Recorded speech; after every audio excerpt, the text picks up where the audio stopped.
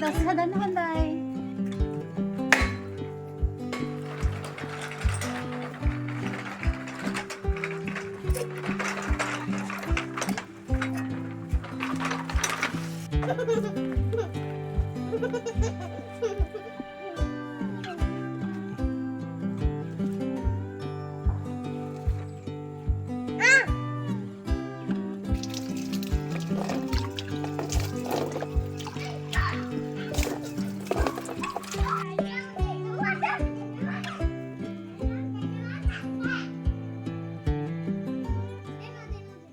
අපි දෝසි හදමුද?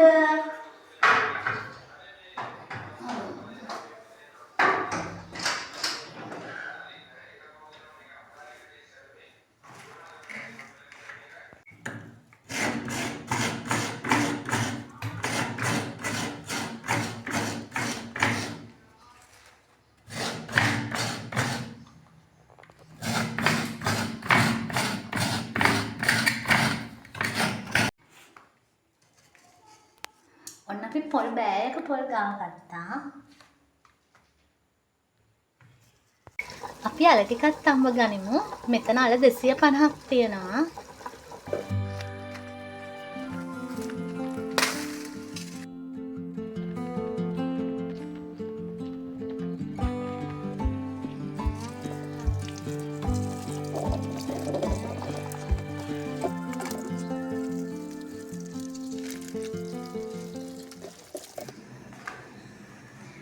අපේ අලුත් විදියට හදන පොල් ටොෆි එක මම දාන්න හිතාගෙන ඉන්නේ මේ කෙසෙල් කොලේට.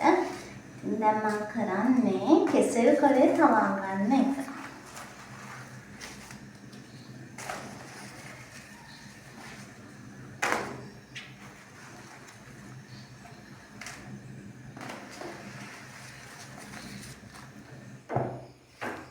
මෙහෙම කෙසෙල් කොලේ දානවා.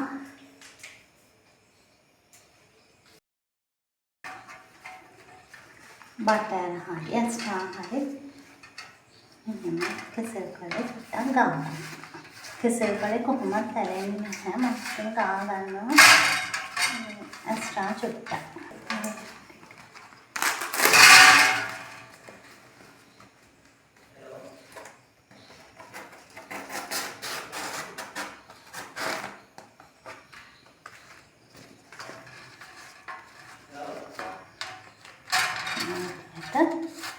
කෙසෙල් කොලේ දාලා අපි ඉස්සෙල්ලම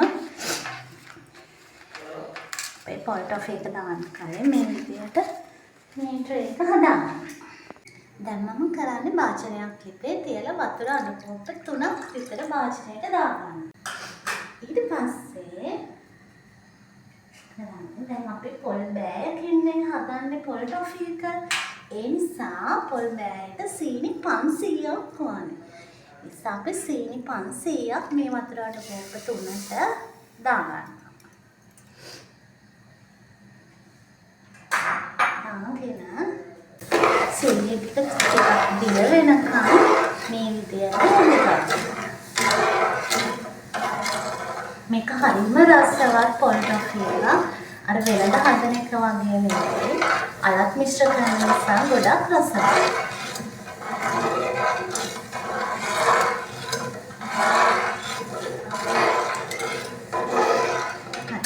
ඒ අතරේ මම මේ අල ටික මේ අල ග්‍රෑම් 250ක් තියෙන්නේ. මේ අල ග්‍රෑම් 250 මම පොඩි කර ගන්නවා.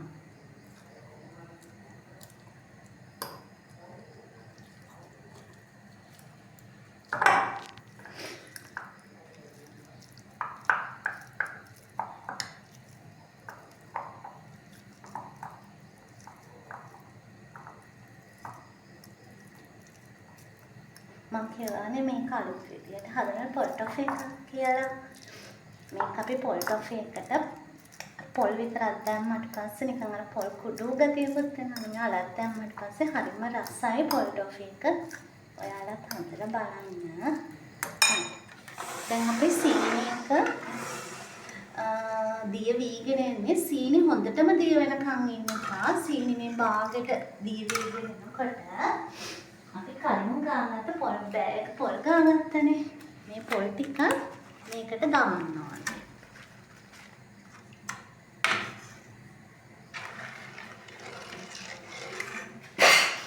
ඒ පොල් ටික අපි මේ චුට්ටක් සීනි ගතිය තියෙද්දි දැම්මේ මේ පොල් ටික එතකොට තැම්බෙනවා.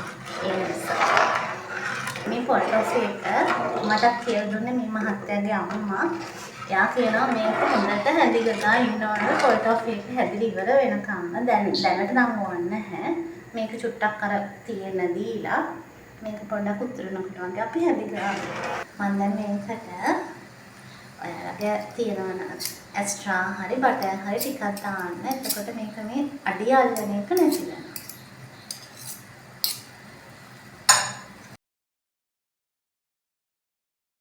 හරි. දැන් මම මේකට අපි අර මේ පොඩි කරගත්ත අල එකතු කරන්න ඕනේ. ලිප ගොඩාක් වැඩි කරලා නැහැ මම.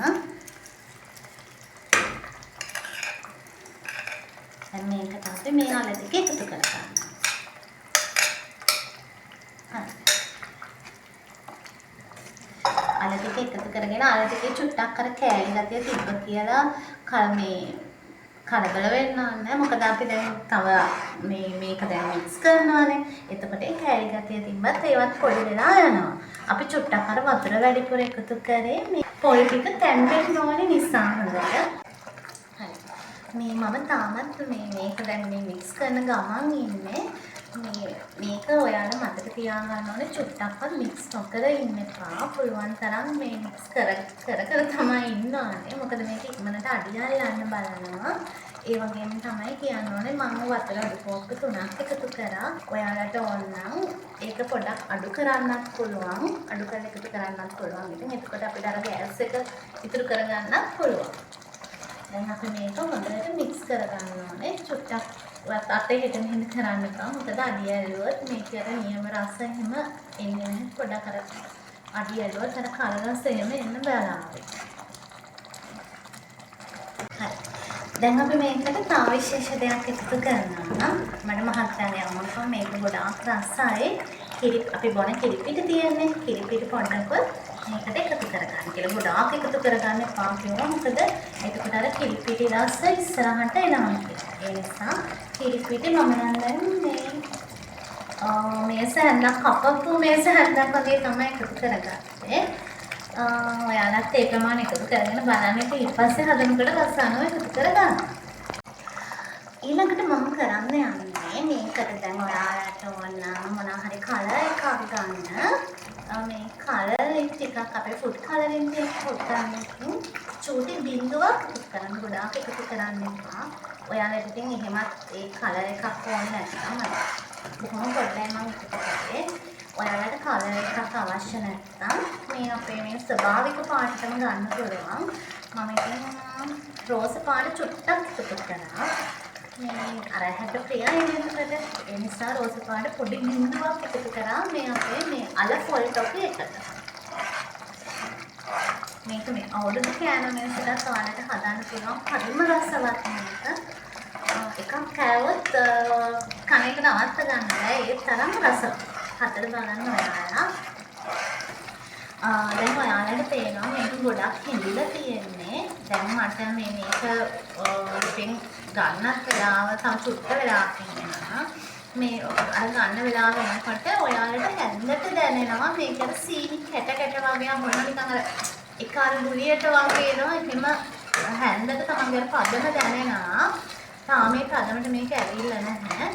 ඒ වෙලාවට තමයි ගන්න ඕනේ. අර ගොඩාක් අර මේ ගුලියක්ම වෙනකන් ඉන්න එපා. මොකද ඊට පස්සේ මේක ඇතුළේ ජෙල් එකක් වගේ තියෙන ගත්තහම තමයි මේක ඇතුළේ රසවත් වෙන්නේ. නැත්නම් අර වියලි විදියට තමයි මේක තියෙන්නේ. මේක ඇතුළේ අර දෙකට කැඩුවට පස්සේ ජෙල් එකක් පොඩි ජෑම් ගතියක් තියෙනකොට තමයි හරිම රස. ඒ නිසා ගොඩාක් රුපේ තියාගෙන මේ මික්ස් කරන්න එපා.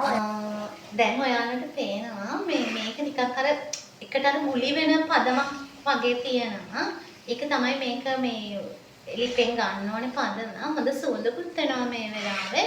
ඔයාලට පුළුවන් ඉතින් තියනවා නම් කජු එහෙම එකතු කරන්න. එතකොට තව රස වැඩි.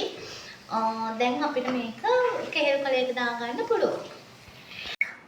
දැන් මම මේක තමයි පදම. මම දැන් මේක මේ තුනී කරන මේ කෙසෙල් කොලෙත් මේ පොඩි කෙසෙල් කොලෙත් ඇස්ට්‍රා ටිකක් දාලා තමයි මම මේ තුනී කරන්නේ. මේක දැන් ටික වෙලාවක් තියලා ඔයාලට කෑලි කපා ගන්න පුළුවන්. දැන් මම මේක කෑලි කපන්න යන්නේ. මේ මම පිහියත් මාජරෙන් චුට්ටක් ගාගත්තා. ගාගෙන තමයි අපි කපන්න යන්නේ. ඔයාලට පේනවා.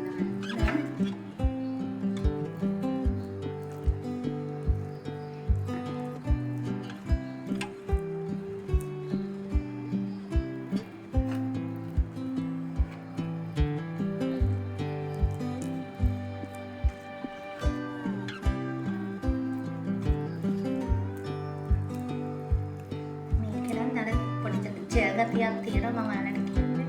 ඔයාලට ජෙල් ගතිය එහෙම අවශ්‍ය නැහැ. ටිකක් වැඩිපුර වෙලා තියලත් ගන්න පුළුවන්. මේ තමයි අපි මේ තරම් වෙලාවක් හදාගත්ත අල මිශ්‍ර පොල් ටොෆි එක.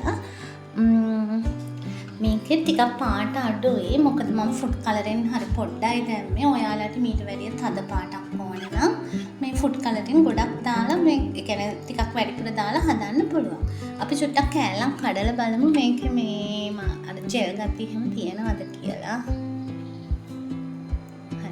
ඔයාලට පේනවා ගොඩාක් අර වියලි ගතියට නැහැ මේකේ. මේ පොඩි අර තෙත ගතියකට තමයි තියෙන්නේ. කාලා බලමු රසද කියලා. හරිම රසයි මේක. ඔයාලත් අනිවාර්යෙන් හදලා බලන්න.